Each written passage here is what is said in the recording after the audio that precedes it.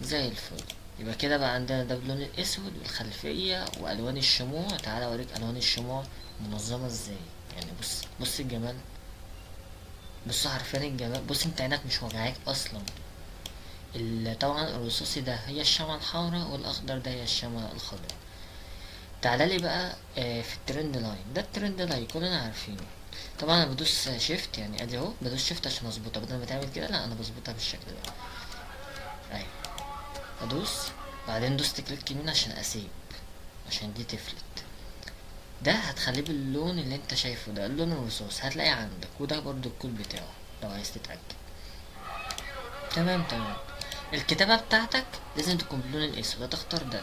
فوالله انا كواحد عايز مثلا اكتب اي دي ام مثلا inducement. بص الجمال، هتلاقي ان كل حاجة معاك منظمة جدا على الشرط بالمنظر ده.